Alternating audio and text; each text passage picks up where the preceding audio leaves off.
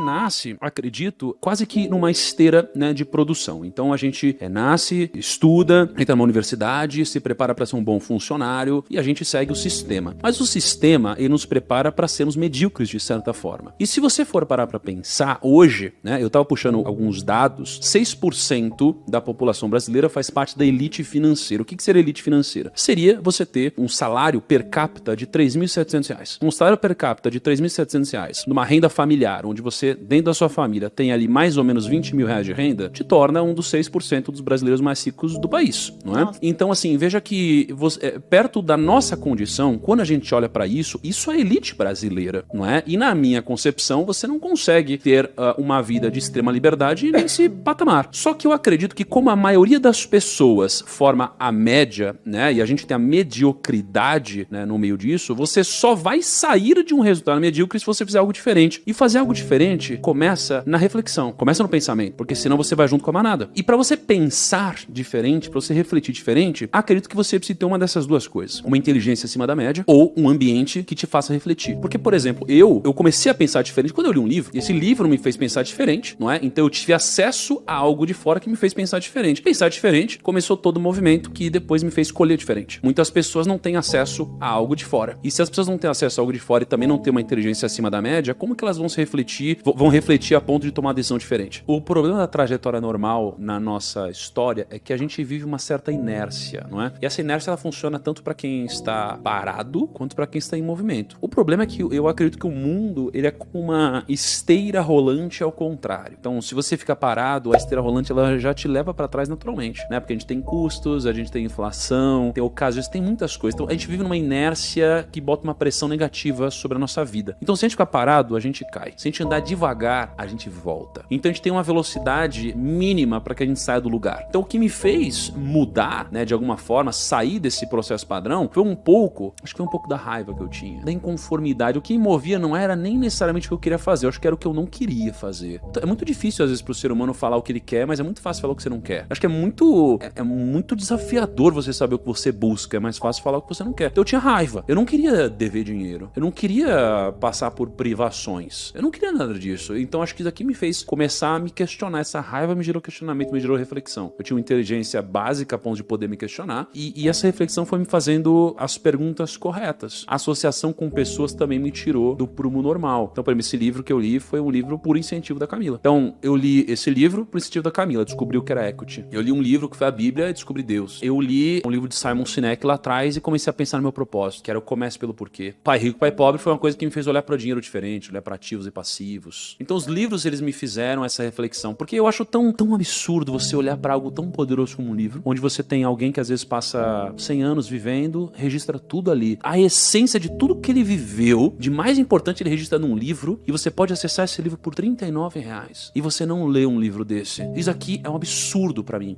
você não aproveitar uma oportunidade como essa. Então, pra mim, os livros, eles mudaram minha vida. Mas o que, de fato, me tirou do prumo foi a raiva de onde eu tava. Eu acho que, de uma certa forma, né, eu acho difícil alguém não se considerar sortudo dentre as possibilidades. Porque, vamos supor que a pessoa nasça numa extrema pobreza. Poxa, cara, tem alguém que nasceu sem o braço, sem uma perna, sem uma mãe, sem um pai, tem tantas possibilidades que o simples fato de a gente ter uma boa saúde, estar são e às vezes não passar fome, eu sei que tem pessoas que passam, já é uma sorte. Sorte, ela tem a ver com, de fato, tem a ver com o nosso papo inicial de destino. É o destino, é o acaso que cabe a cada um de nós, assim, aquela parcela que não está no nosso alcance. O ponto é que eu acho que tem dois tipos de sorte. Eu acho que tem aquela sorte que simplesmente acontece e tem aquela sorte que tem a ver com você estar preparado naquela situação, né? Eu acho que pequenos momentos que as pessoas acreditam a sorte da minha vida vieram da minha preparação e do meu trabalho diligente excessivo e que eu estava pronto para aproveitar de alguma forma. Então veio o evento do Robert Kiyosaki aqui no Brasil. Quando ele veio e você foi no evento, eu estava bem posicionado a ponto de a gente se conhecer. Se eu não tivesse, talvez a gente nem teria se visto. Então tiveram vários momentos onde eu aproveitei. O ponto é, a gente pode fazer um pouquinho de sorte também, de fato, né? Tem muitas ocasiões na nossa vida e quando a gente está preparado para isso, né? Você tem aquele encontro incrível lá da sorte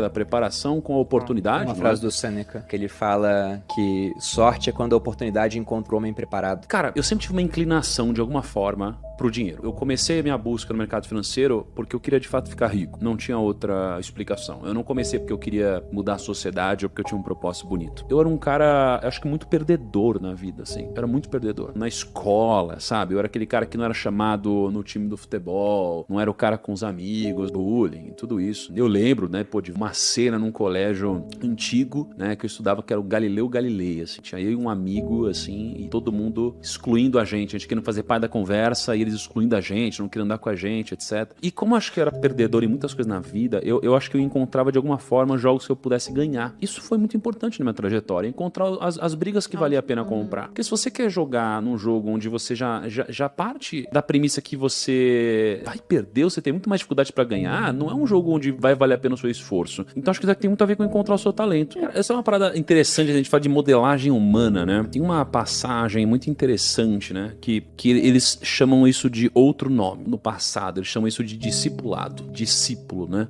Eu tava em Israel agora há pouco, e aí eu fui lá no Monte das Boas-Aventuranças, que é onde Jesus faz um dos discursos mais impressionantes e importantes, biblicamente falando. E aí ele diz basicamente o seguinte, uma multidão pra assisti-lo, e aí ele diz aos discípulos dele para que chegue mais perto. Então nesse momento ele faz uma separação entre discípulos e multidão. A multidão é quando você tá olhando pra alguém. Você tá olhando pra alguém, você tá, nossa, legal isso que essa pessoa faz, olha que bacana. O discípulo é quem chegou mais perto. O discípulo, ele se faz a pergunta certa. O discípulo, ele não fala assim, o que esse cara pode fazer por mim? Ele fala o que eu posso fazer pra ser mais parecido com esse cara. Isso é a modelagem, de fato, né? É quando a gente pergunta, o que eu posso fazer pra ser mais parecido com o Flávio Augusto, mais parecido com o Bruno, né? Com o Murilo, com a Malu e tal. Então, eu sou um cara nesse quesito muito camaleônico. Não sei se como uma falha ou como um talento, eu absorvo muito das pessoas, assim. Eu lembro que uma vez eu fui para Araraquara, em 3 dias eu saí de lá falando igual os caras, assim.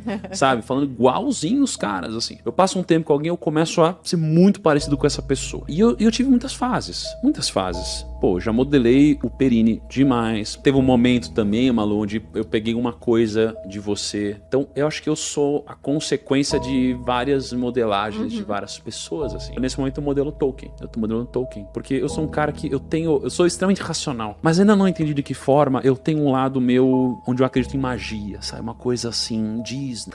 Eu tenho esse lado meu. Eu tenho deixado de se aflorar muito. E eu acho que, de certa forma, um pouco do que me trouxe até aqui foi esse pensamento um pouco mais lúdico das coisas, sabe? Quando a gente faz um desafio, um mapa mental. Então, nesse momento, eu tô me permitindo ser mais parecido com o Tolkien nesse sentido, sabe? De misturar um pouco dessa lógica com esse outro lado. Modelei um pouco Elon Musk recentemente. Ele me inspirou muito, cara. Ele mostrou que você não precisa pisar em ovos. E claro que você não vai ser amado por todos, mas você nem deve ser amado por todos. Então, ele chegou no Twitter, pum, vou fazer isso, pá. Caraca, é isso mesmo. Eu peguei e comecei a não pisar mais em ovos, assim, em conversas. E foram conversas libertadoras que eu tive desde esse momento. E aí fica a reflexão pra você que está em casa sobre quem você está modelando, com quem você está convivendo e com quem você está... Aliás, quem você está modelando no final. Vamos completar coisas óbvias aqui. Não gastar mais do que você ganha, anotar os seus gastos antes de fazê-los, investir assim que entra o seu salário. Tem um controle financeiro. Tem um controle financeiro, não comprar passivos, comprar ativos. Cara que ele quer comprar, por exemplo, um carro e ele tá endividado e o carro não é para trabalho, o carro é por luxo. Pô, o carro vai dar manutenção, vai ter PVA, etc. Tem gastos. Coisas que vão gerar gasto. Então, essas coisas muito óbvias, né? Assim, não ter conhecimento financeiro para escolher uma boa aplicação, um bom investimento, não ter uma metodologia de investimento consistente. Tudo isso que é óbvio que a gente deve saber, mas não é tão simples saber. Mas se você sair do óbvio, eu acho que eu falaria um negócio que a gente de alguma forma pincelou nesse episódio, que é o seguinte: é a falta de profundidade e coragem de refletir. Eu acho que esse é o principal. Eu li um livro recente, umas 3, 4 semanas, que eu achei muito interessante. Porque o nome do livro é Jesus e Sócrates, o debate. Meu amigo, imagina um debate desse. Então, só daqui já me gera algo que me instiga demais. Eu falo, poxa, legal, vamos ver, porque o Sócrates tem um método socrático, que é onde ele faz pergunta o tempo todo. E esse tipo de pergunta gera muita reflexão. E Sócrates diz, só sei que nada sei, porque de fato, cara, quanto mais você pergunta, mais você descobre sobre algum assunto, mais você percebe que você não tem a resposta óbvia pra tudo. Então esse livro me chamou muita atenção. É um livro que eu recomendaria agora. O que eu tiro desse livro? Assim, primeiro tem um desfecho muito interessante, interessante, que eu não vou dar um spoiler do final do livro, que é muito legal. É o que o questionamento te traz como conclusão, mas isso me trouxe pra vida o como eu deveria ser mais socrático em tudo. Então hoje, por exemplo, quando eu tô gravando podcast, não na posição de, entre aspas, entrevistado, mas na posição de entrevistador, eu questiono coisas que parecem obviedades. Porque quando você questiona as coisas que parecem obviedades, você percebe que elas não são. E eu percebo que se você não questiona coisas que parecem óbvias no seu dia a dia, você nunca vai fazer algo diferente. Porque tem coisas que são muito simples, que parecem muito óbvias. Por exemplo, por que você acorda 9 da manhã? Ah, é porque eu sempre acordei 9 da manhã. Por que você chega no horário que todo mundo chega no trabalho? É porque todo mundo chega no trabalho. Tá, mas você deveria chegar no horário que todo mundo chega no trabalho? Não, mas senão vão falar que o meu chefe tá me explorando. Tá, mas ele tá te explorando, então significa que isso só seria um benefício pra ele você chegar mais cedo? Então, assim, quando você começa a se questionar as coisas que parecem óbvias pra você, você começa a fazer coisas diferentes. E se você não começar a fazer coisas diferentes, você vai ter o resultado da maioria. Então, pra mim, o que as pessoas não fazem, e por isso elas continuam estagnadas ou no mesmo lugar que todas as outras, se questionar. Se questionar com construtivismo e com coragem. Então, pra mim, é isso que elas não fazem, elas não se questionam. As pessoas, elas são robôs, cara. E elas acham que elas estão fazendo certo porque a maioria das outras pessoas também estão. Mas temos que lembrar que a massa, ela geralmente perde em tudo. A massa perde nos investimentos, a minoria ganha. A minoria vence uma prova de atletismo, a minoria vai ganhar muito dinheiro. É sempre a minoria. Por quê? Não porque existe uma opressão, mas é porque são poucos que ousam pensar diferente